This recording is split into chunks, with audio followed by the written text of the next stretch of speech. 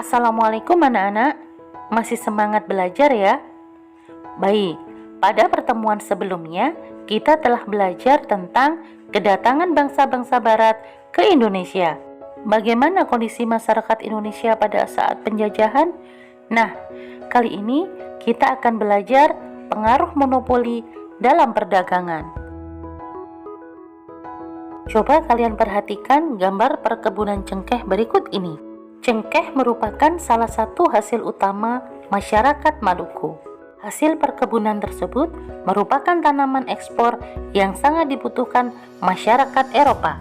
Akan tetapi, perusahaan dagang Belanda VOC berusaha menguasai perdagangan tersebut. Dan rakyat hanya diperbolehkan menjual hasil perkebunan tersebut kepada VOC. Sedangkan para pedagang lain tidak diperbolehkan membeli hasil perkebunan dari rakyat tersebut.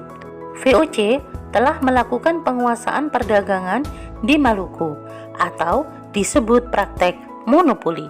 Pada awal kedatangannya, bangsa-bangsa barat diterima dengan baik oleh rakyat Indonesia. Hubungan perdagangan tersebut kemudian berubah menjadi hubungan penguasaan atau penjajahan. Pada awalnya, VOC meminta keistimewaan hak-hak dagang. Akan tetapi, dalam perkembangannya menjadi penguasaan pasar atau monopoli.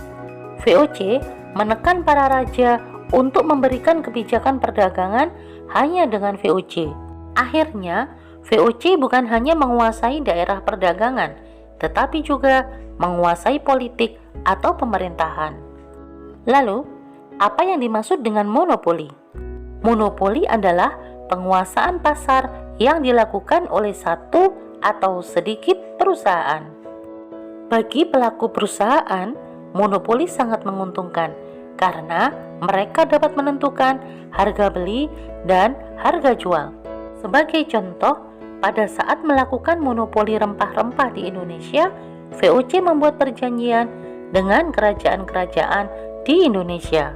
Isinya, setiap kerajaan hanya mengizinkan rakyat menjual hasil bumi kepada VOC.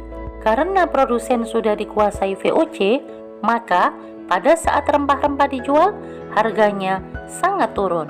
Sebaliknya, VOC menjualnya kembali ke Eropa dengan harga yang sangat tinggi. VOC memang dibentuk dengan tujuan untuk menghindari persaingan di antara perusahaan dagang Belanda dan memperkuat diri agar dapat bersaing dengan perusahaan dagang dari negara lain seperti Portugis dan Inggris. Oleh pemerintah kerajaan Belanda, VOC diberi hak-hak istimewa yang dikenal dengan nama hak oktrooi, seperti yang pertama, hak mencetak uang, kedua, hak memiliki angkatan perang, dan ketiga, hak memerintah daerah yang diduduki. Keempat, hak melakukan perjanjian dengan raja-raja. Yang kelima, hak memonopoli perdagangan rempah-rempah. Dan terakhir keenam, hak mendirikan benteng. Dengan adanya hak oktrooi tersebut, Belanda memaksa kerajaan-kerajaan di Indonesia untuk menandatangani kontrak monopoli dengan berbagai cara. Salah satu caranya adalah politik adu domba atau dikenal divide et impera. Dengan politik adu domba, Belanda berharap agar terjadi permusuhan antar kerajaan di Indonesia. Saat terjadi perang antar kerajaan, Belanda mendukung salah satu kerajaan yang berperang.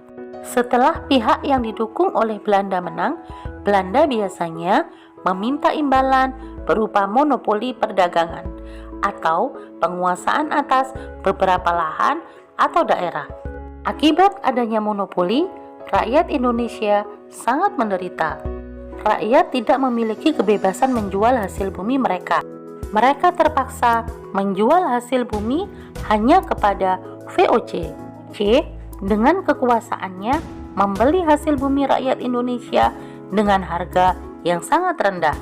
Padahal apabila rakyat menjual kepada pedagang lain, harganya bisa jauh lebih tinggi. Untuk meluaskan kekuasaan, VOC mempersiapkan penguasaan dengan cara perang atau militer. Beberapa gubernur jenderal seperti Antonio van Diemen, Johan Matsuyker, Michael van Guns, Cornelis Janssen Spilman merupakan tokoh-tokoh peletak dasar politik ekspansi VOC. VOC mengalami kebangkrutan pada akhir abad 18. Korupsi dan manajemen perusahaan yang kurang baik menjadi penyebab utama kebangkrutan VOC. Akhirnya, pada tanggal 13 Desember 1799, VOC dibubarkan. Dan mulai tanggal 1 Januari 1800, Indonesia menjadi jajahan pemerintahan Belanda atau sering disebut masa pemerintahan Hindia Belanda. Adapun kebijakan-kebijakan VOC yang pernah diterapkan di Indonesia diantaranya 1. Menguasai pelabuhan-pelabuhan dan mendirikan benteng untuk melaksanakan monopoli perdagangan. Yang kedua, melaksanakan politik divide et impera dalam rangka untuk menguasai kerajaan-kerajaan di Indonesia.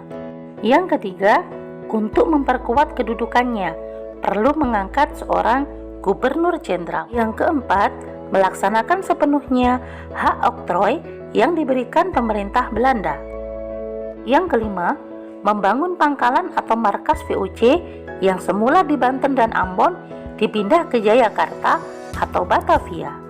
Yang keenam, melaksanakan pelayaran Hongi. Yang ketujuh, adanya hak ekstirpasi, yaitu hak untuk membinasakan tanaman rempah-rempah yang melebihi ketentuan. Dan yang kedelapan, adanya penyerahan wajib dan Prianger stelsel. Sedangkan pengaruh kebijakan VOC bagi rakyat Indonesia diantaranya, pertama, kekuasaan raja menjadi berkurang atau bahkan didominasi secara keseluruhan oleh VOC. Kedua, wilayah kerajaan terpecah belah dengan melahirkan kerajaan dan penguasa baru di bawah kendali VOC. Yang ketiga, hak oktroy VOC membuat masyarakat Indonesia menjadi miskin dan menderita. Yang keempat, rakyat Indonesia mengenal ekonomi uang, mengenal sistem pertahanan benteng, etika perjanjian, dan prajurit bersenjata modern. Yang kelima, pelayaran Hongi dapat dikatakan sebagai suatu perampasan, perampokan, perbudakan, dan pembunuhan. Dan yang terakhir keenam, hak ekstirpasi bagi rakyat merupakan ancaman matinya suatu harapan atau sumber penghasilan yang bisa berlebih. Nah anak-anak, itulah kondisi Indonesia pada saat mengalami penjajahan VOC berupa monopoli perdagangan. Penjajahan apalagi yang mereka lakukan? Kita akan bahas pada pertemuan berikutnya. Wassalamualaikum warahmatullahi wabarakatuh.